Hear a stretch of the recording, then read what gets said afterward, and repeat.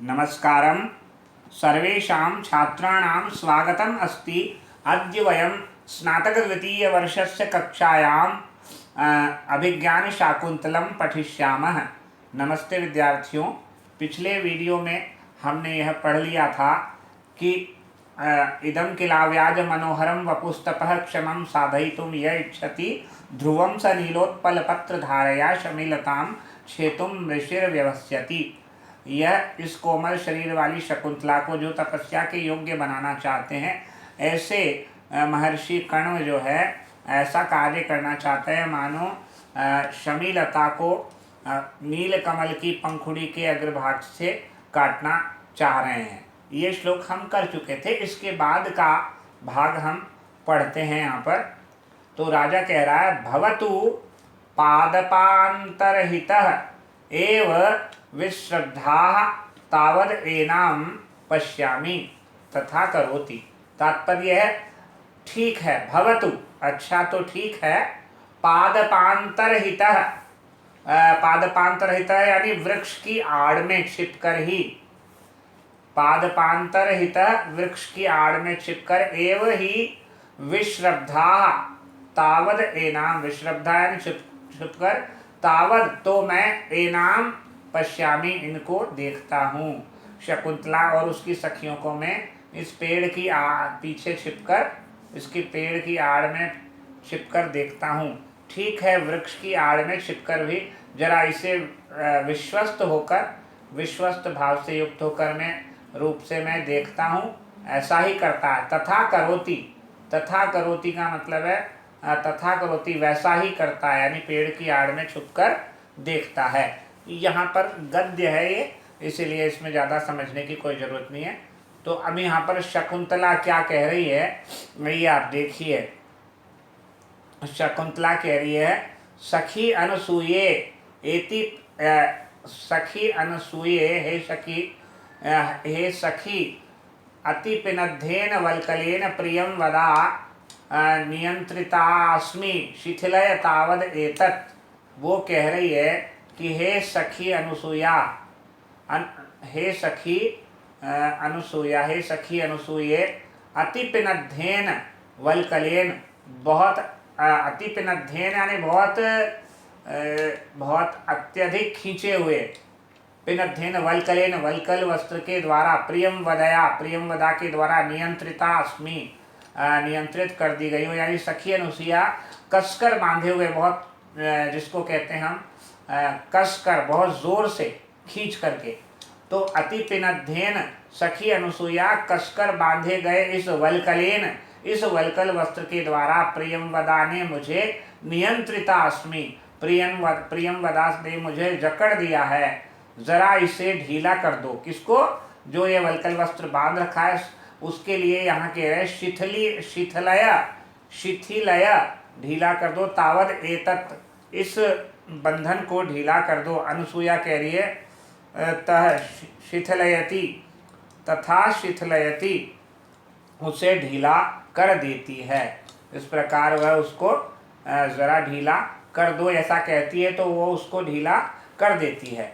अब इसके पश्चात आगे जो है प्रियंवदा, वो ये कह रही है कि प्रियंवदा कह रही है सम्यक इयमाह, प्रियंवदा क्या कह रही है, ये बात जब राजा ने सुनी कि भाई इस तरह से जो है उसको बांध दिया है, जकड़ दिया है, तो राजा क्या कह रहा है, सम्यक इयम आह, इस सखी ने सही कहा है। अभी सखी ने क्या कहा है, सही कहा है। यहाँ पर सखी का कथन जो है वो इदम है, इदम उपहित। यहाँ पर एक श्लोक आएगा, उस श्लोक से पहले एक छोटा सा गद्य है। अथवा कामम अनुरूपम अस्याह वपुषो वल्कलम न पुनर्लंग, ये वल्कल वस्त्र जो धारण कर रखा है उसे देखकर जो है राजा क्या कहते हैं, शकुंतला ने जो ये वल्कल वस्त्र धारण कर रखा है, इस वल्कल वस्त्र को देखकर राजा की प्रतिक्रिया है। अथवा इदम कामम अनुरूपम, भले ही यह उसके योग्य अनुरूपम, वपुषो शरीर पर वल्कलम न पुनरलंकार है, ये शरीर अलंकार की शोभा को प्राप्त नहीं होता। न श्रियम पुष्यति, शोभा को नहीं बढ़ा रहा है, ऐसा नहीं है।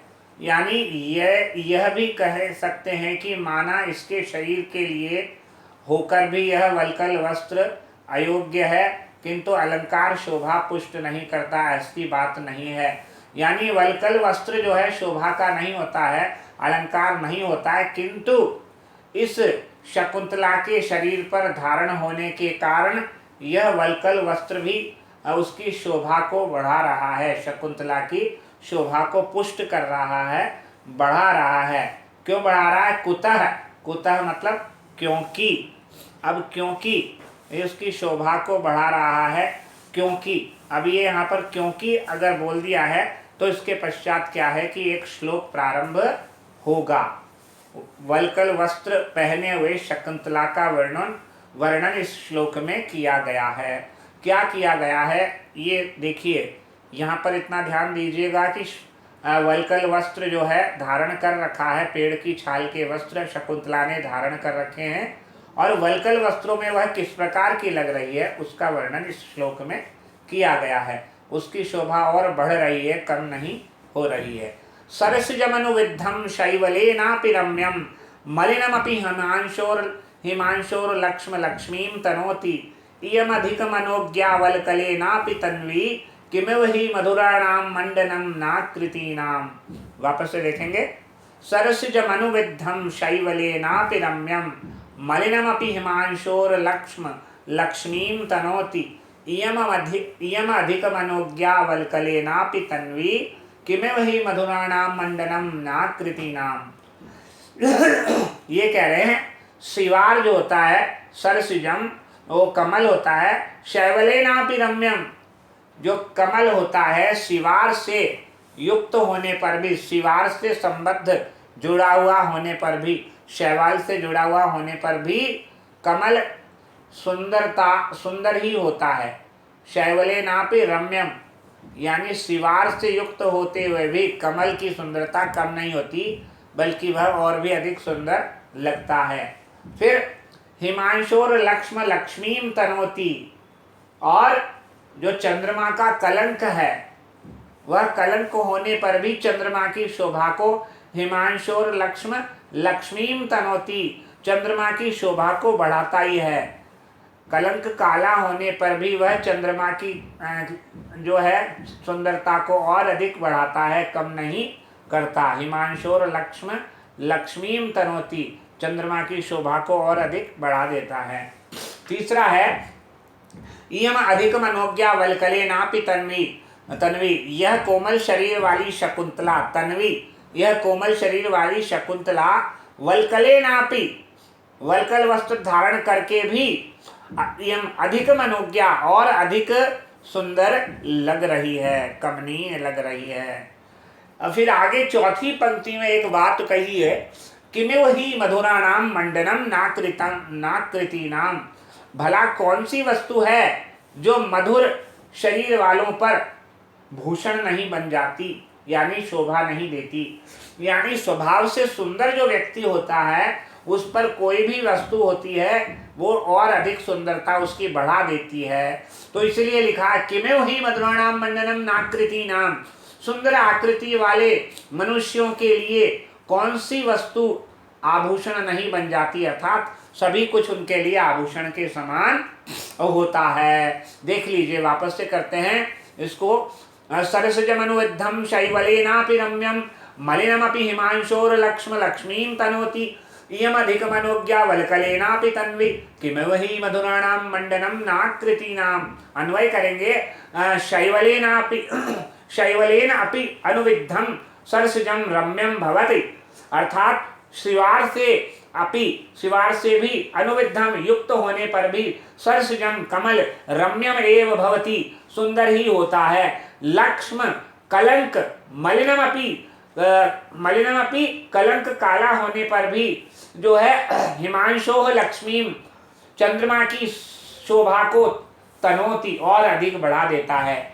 इयम तन्वी यह कोमलांगी शकुंतला वल्कलेन अपि, वल्कल धारण करके भी, वल्कल से भी वल्कल धारण करते हुए भी अधिक मनोज्ञा और अधिक सुंदर लग रही है।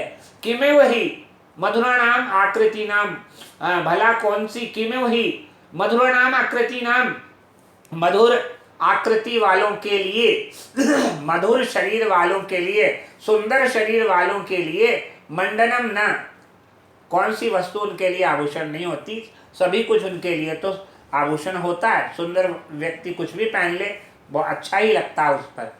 हाँ, इसीलिए यहाँ पर कहा है। संस्कृत में यदि देखेंगे, शैवलेन शैवलेन जल नील्या अपि किमुत अन्येन श्रेष्ठेन वस्तुना अनुविद्धम समपृक्तम सरसिजम कमलम रम्यम कमनीयम भवति लक्ष्म चिन्हम मलिनम कृष्णम अपि। फिर का कथा सद्वर्णताया हिमांशो चंद्रस्य लक्ष्मीं शोभां तनोति विस्तारयति इयम एषा तन्वी कृशांगी शकुंतला वल्कलेन वृक्ष त्वचा अपि किमुत भूषणेन अधिकं बहु यथा स्यात् तथा मनोज्ञा हृदया किमिव किमिव यानी कतमत वस्तु ही यतः मधुराणां कमनीयानां आकृतीनां वपुषां मंडनं भूषणं न भवति अपितु सर्वम एव भूषणं भवति। यहाँ पर अपि का प्रयोग और उपमान बहुत अधिक सुंदर किया गया है। यहाँ पर अपि का प्रयोग तथा उपमान का प्रयोग बहुत सुंदर रूप में किया गया है। जब तुच्छ शेवार, काले चिन्ह चंद्रमा का और वल्कल, इन तीनों से भी कमल, चंद्र तथा शकुंतला की शोभा बढ़ती है, तब श्रेष्ठ पत्ते, सुंदर रंग के निशान और आभूषण का तो कहना ही क्या, उनसे तो शोभा दिव्य हो जाएगी। यहाँ पर ये बताया गया है। अच्छा, एक महत्वपूर्ण बात यहाँ पर है, आभूषण ही तो यहाँ पर एक बात बताया गया, भले ही उतना साहित्य दर्पण में यह श्लोक जो सरसिजम अनुविद्धम शैवलेनापि नम्यम, इस नाम का श्लोक जो साहित्य दर्पण नामक ग्रंथ है, किसका है? साहित्य दर्पण नामक जो ग्रंथ है विश्वनाथ जी का है, वो कविराज विश्वनाथ जी का ये ग्रंथ है।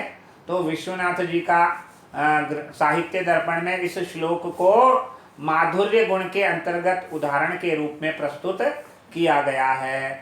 तन्वी का प्रयोग से यह स्पष्ट है कि केवल केवल आज ही नहीं अपितु प्राचीन काल में भी दुबले शरीर वाली युवतियां सुंदर मानी जाती थी, इसीलिए उनके लिए तन्वी शब्द का प्रयोग किया गया है।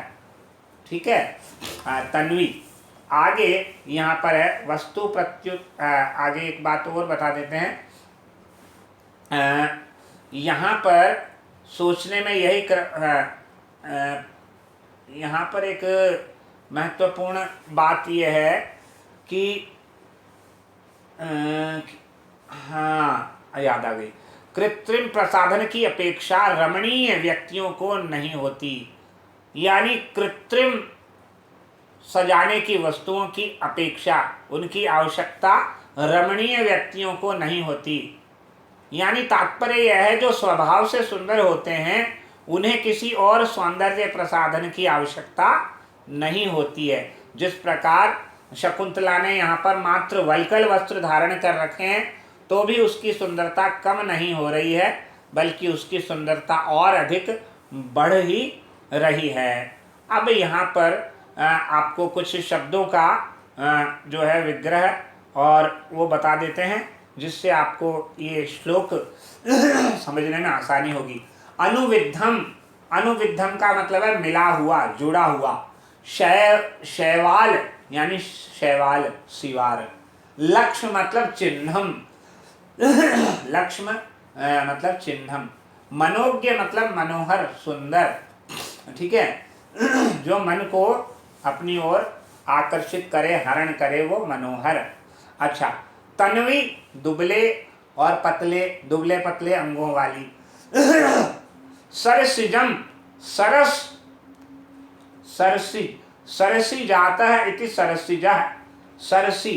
तो सरस प्लस सप्तमी विभक्ति अलुक समास में सरस प्लस जन प्लस ड, सप्तमी का लोप यहाँ पर ऐच्छिक होता है, अतः यहाँ पर दो रूप बनते हैं, एक सरसिजम बनता है, एक सरोजम, ये दो रूप बनते हैं। अनुविध, अनु उपसर्ग विध धातु और कत प्रत्यय, मनोज्ञ मनस में ज्ञा धातु और क प्रत्यय, आकृति में आ उपसर्ग क्री धातु कितिन प्रत्यय, किमेव ही शब्द जो है इव आया है, किमेव में जो इव शोभा के लिए प्रयुक्त हुआ है, इवेति ईषद अर्थोपमोत्प्रेक्षा वाक्य अलंकारेषु, ये ग्रंथ में प्राप्त होता है। हिमाः अंशवः यस्य सः हिमांशु बहुव्रीहि, अधिक, फिर अधिकम यथा स्यात् तथा मनोज्ञा, अधिक मनोज्ञा सह सुपा। छंद यहाँ पर आपको इस श्लोक में छंद बता देते हैं।